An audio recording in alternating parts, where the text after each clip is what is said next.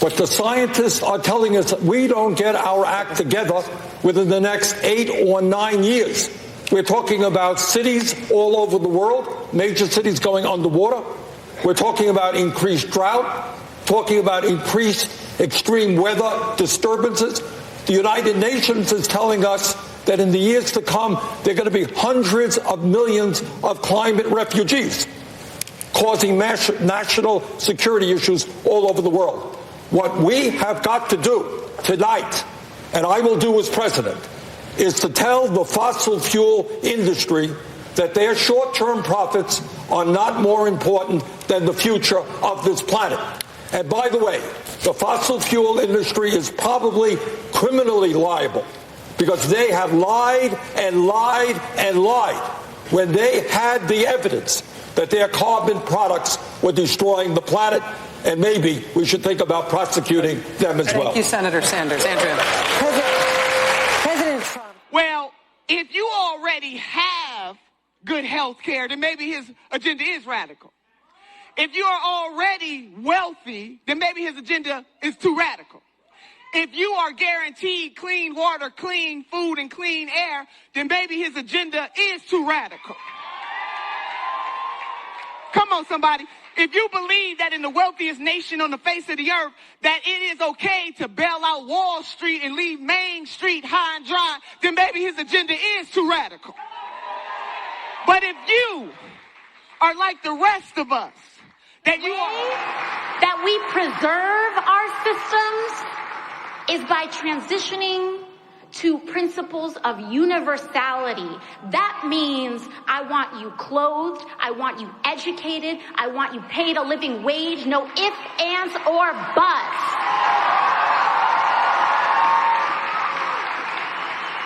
And what that also means, and what Naomi talked about as well, is directly, consciously combating white supremacy in the United States of America.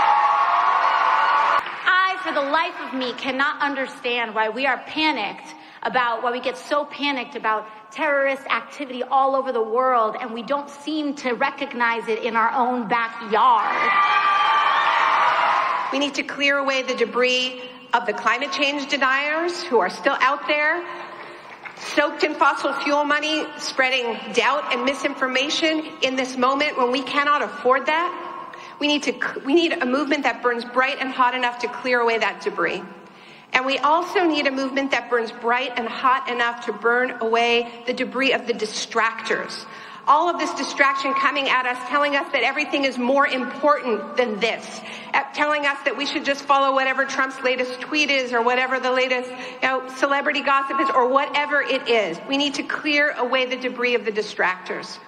I believe that we all know on a cellular level that there is something deeply wrong with our common home. And that is spreading a profound sense of insecurity that is now being exploited by the right? And they are offering their toxic so-called solutions. We will protect you against the other, right? Against the drug dealer, against the rapist, against the criminal, against the invader, right? Do we think it is a coincidence that these two fires are raging at the same time? It is not. And I don't know about you, but I refuse and reject and absolutely will not accept the choice of I refuse to accept the choice of leaving a planet that is diminished and dying to the next generation.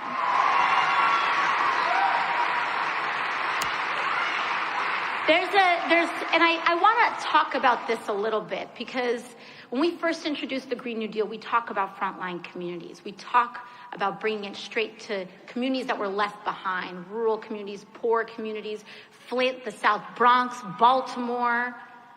We talk about putting these communities first, and one of the first things that we heard from folks is just worry about the solar panels. Leave the social justice stuff behind. Always. And it's funny how that's always the case. We're always telling people, and somehow the big consultants are always telling you that, you know, race makes everything complicated, or talking about poverty makes everything complicated. It was almost a taboo word to talk about poverty in Washington, D.C. It is part of the same phenomenon. And as these strong men turn their populations against each other, that frees them up for the real business at hand, which is pillaging the last remaining protected wildernesses on this planet from the Amazon to the Arctic. That's what they want to do. That's what they're about.